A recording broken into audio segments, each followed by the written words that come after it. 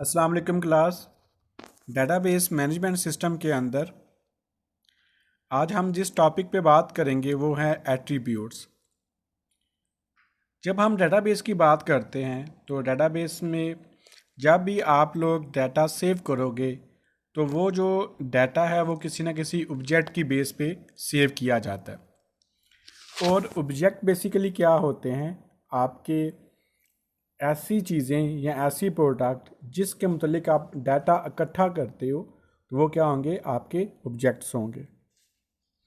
जब हम ऑब्जेक्ट की बात करते हैं तो जाहिर सी बात है कि हर कोई जो ऑब्जेक्ट है उसकी अपनी डिफरेंट जो करैक्टरिस्टिक्स हैं वो ज़रूर होंगी।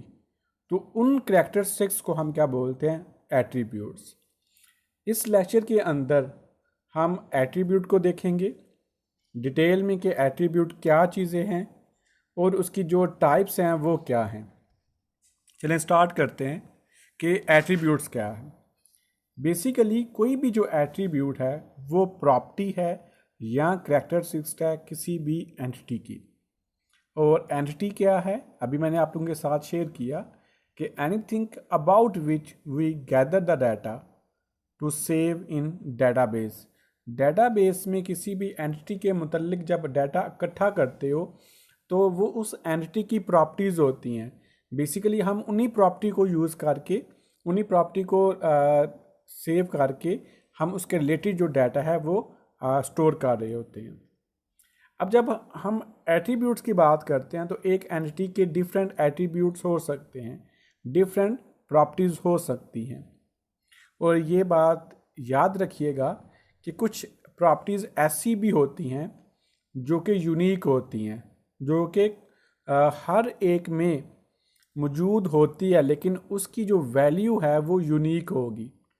जैसे मैं आप लोगों की बात करता हूँ कि जो स्टूडेंट है, हर एक स्टूडेंट का नेम भी होता है, हर स्टूडेंट का फादर नेम भी होता है, हर स्टूडेंट का फ़ोन नंबर भी होता है। और हर एक जो स्टूडेंट है उसकी एक यूनिक जो है वो आईडी भी होती है, जिसको आप रोल नंबर बोल लो या CNSE नंबर बोल लो। अब एक ऐसा एट्रीब्यूट जो कि यूनिक हो, वो डुप्लीकेट ना हो, हम उसके ज़रिए क्या करते हैं, किसी एक स्पेसिफिक जो एट्रीब्यूट है या स्पेसिफिक जो ऑब्जेक्ट है, या आप ये कह सकते हैं किसी भी स्पेसिफिक क्लास इंस्टेंस के को हम फाइंड आउट करते हैं। और वो एट्रीब्यूट जो कि यूनिक होगा उसको हम बोलते हैं प्राइमरी की।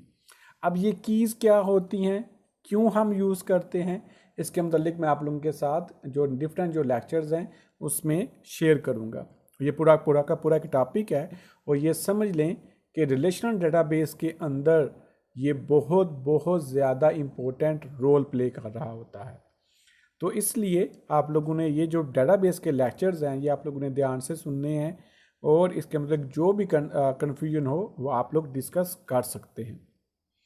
अब कुछ एट्रीब्यूट ऐसे भी हैं जो सब डिवाइड होके, मतलब वो डिवाइड होके डिफरेंट सेट ऑफ एट्रीब्यूट में मूव कर जाते हैं, उसमें कन्वर्ट हो जाते हैं। अब ये कौन कौन से हैं उसको हम नेक्स्ट स्लाइड्स में देखते हैं। एक मेन कंसेप्ट है एट्रीब्यूट डोमेन का। अभी मैंने बात शेयर की कि एट्रीब्यूट क्या है, कि प्रॉपर्टीज़ एंड करैक्टरिस्टिक्स होती हैं। तो बेटा जब भी कोई भी करैक्टरिस्टिक्स है या प्रॉपर्टी है उसकी कोई ना कोई वैल्यू होगी। तो एट्रीब्यूट डोमेन जो होगा वो क्या है, किसी भी एट्रीब्यूट के लिए जो पॉसिबल वैल्यूज़ होंगी हम उनको बोलेंगे कि ये क्या है, एट्रीब्यूट डोमेन है। अब हर एक जो एट्रीब्यूट है उसकी एक स्पेसिफिक वैल्यू होगी, या तो वो रेंज होगी या तो वो फिर क्या होगी, डिस्क्रीट वैल्यू होंगी। इस बात को मैं एक्सप्लेन इस तरह करता हूँ कि अगर आप यूनी के स्टूडेंट हैं तो आपका एक GPA होता है। अब किसी भी बच्चे का GPA जो होगा वो 0 से लेके 4 तक है। किसी बच्चे का 0 से कम नहीं होगा और किसी भी बच्चे का 4 से ज़्यादा नहीं होगा। तो GPA भी एक एट्रीब्यूट ही है ना, क्यों, क्योंकि जो स्टूडेंट है उसकी प्रॉपर्टी क्या है, GPA। जैसे उसका नेम है, जैसे उसका फादर नेम है, जैसे उसका फ़ोन नंबर है, जैसे जैसे उसके मार्क्स हैं, सेम है सेम GPA भी तो एक प्रॉपर्टी है उसकी। अब जो प्रॉपर्टी GPA है उसके लिए वैल्यू क्या है, 0 से लेके 4 तक, ये उसकी रेंज है। इस रेंज से आप ना तो अबव जा सकते हैं ना ही आप इससे डाउन जा सकते हैं। तो बेटा ये जो आपकी रेंज है ना, इसको हम बोलेंगे कि ये क्या है, एट्रीब्यूट डोमेन है। होप सो ये आपको ये क्लियर हो चुका होगा। नेक्स्ट हम बात करते हैं जो है एट्रीब्यूट्स की टाइप की। यहाँ पे आता है type of attributes, by mistake type of entry लिखा गया है। तो हमारे पास जो एट्रीब्यूट की डिफरेंट टाइप्स हैं, इसमें हम सिंपल एट्रीब्यूट पे बात करेंगे, कंपोजिट एट्रीब्यूट पे बात करेंगे, single value, multi valued, stored attribute और ड्राइव एट्रीब्यूट पे बात करेंगे। और देखेंगे कि ये वाले जो एट्रीब्यूट्स हैं ये इनमें डिफरेंस क्या है और ये कौन सी वैल्यूज़ या किस प्रॉपर्टीज़ को मेंशन कर रहे हैं। अगर मैं बात करूं सिंपल एट्रीब्यूट की, तो बेटा सिंपल एट्रीब्यूट वो तमाम के तमाम एट्रीब्यूट जो कि फर्दर डिवाइड नहीं होते, उनको हम बोलेंगे सिंपल एट्रीब्यूट या एटॉमिक एट्रीब्यूट्स। जैसे मैं अगर बात करूं, एक पर्सन है, उसका जो जेंडर प्रॉपर्टी है वो आगे फर्दर किसी और प्रॉपर्टी चीज़ों में या सब प्रॉपर्टी में डिवाइड नहीं होता, या वो मेल होगा या फीमेल होगा। अब मैं जेंडर को फर्दर हिस्सों में डिवाइड नहीं कर सकता, तो इसलिए ये वाला जो एट्रीब्यूट होगा वो क्या होगा आपका, वो सिंपल एट्रीब्यूट होगा। ठीक है। अगर अगर मैं इस सेंस में बात करूं कि एक जो पर्सन है वो उसकी जो डेट ऑफ बर्थ है वो सिंपल एट्रीब्यूट है, तो इसको भी आप इस सेंस में ले सकते हैं। लेकिन आप ये बात याद रखिएगा कि जो जो डेट ऑफ बर्थ है, अगर हम वाकई में उसको ओपन करते हैं तो देन वो फर्दर हिस्सों में डिवाइड हो सकती है, लेकिन डेट ऑफ जो बर्थ है वो एक ही होगी और उसमें हम सिंपली डिफाइन करते हैं, वो एक अलग बात आ जाती है। तो आप ये कह सकते हो कि जो पर्सन है उसके जो जेंडर है वो क्या है, एक सिंपल एट्रीब्यूट है।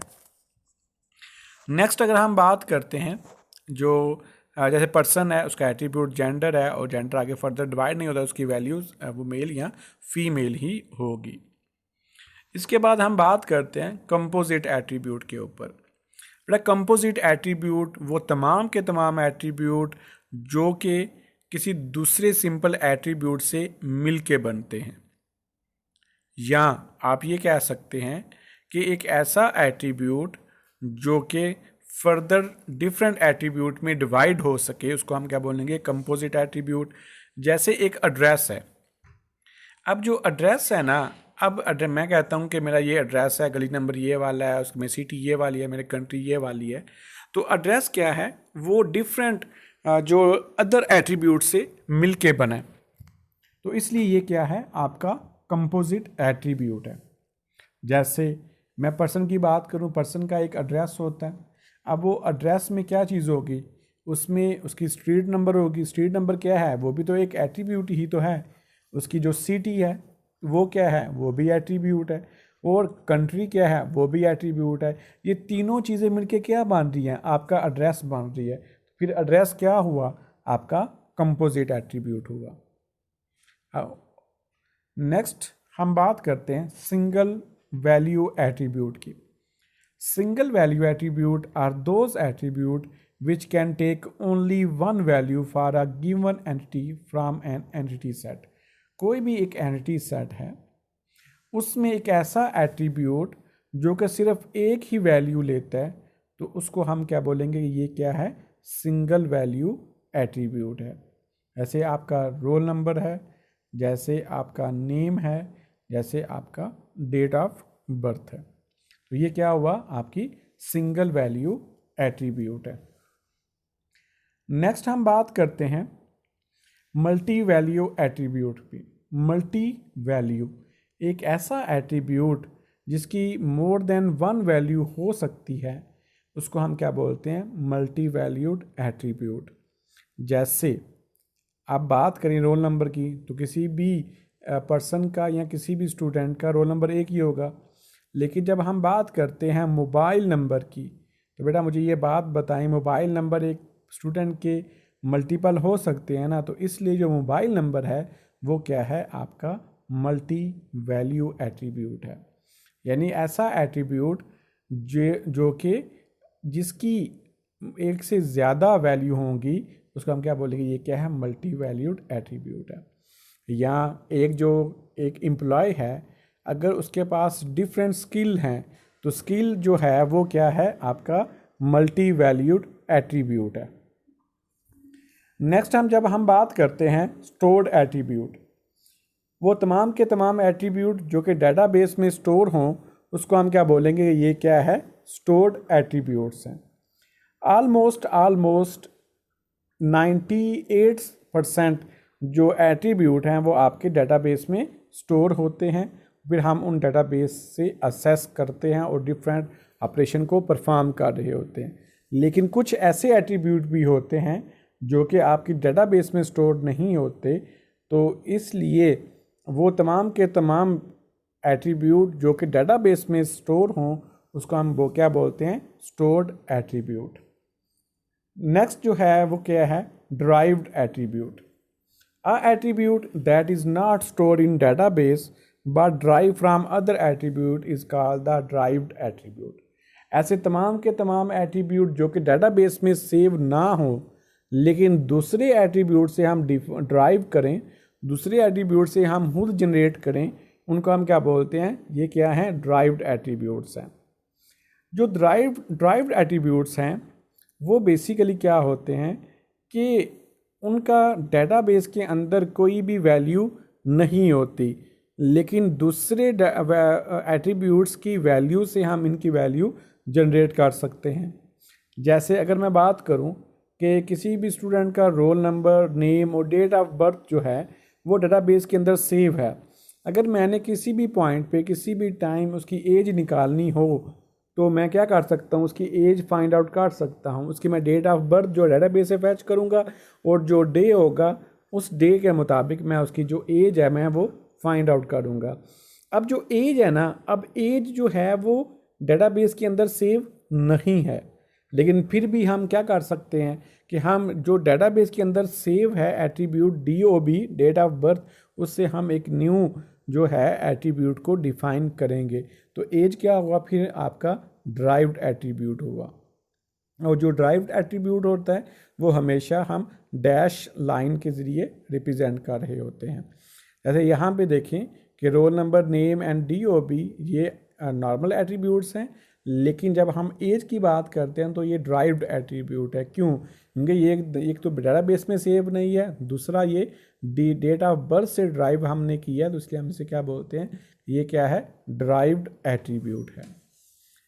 ये थे आप लोगों के जो एट्रीब्यूट्स और एट्रीब्यूट्स की जो टाइप्स हैं। अगर आप लोगों को इसमें कोई भी कन्फ्यूजन हो तो आप लोग मैसेज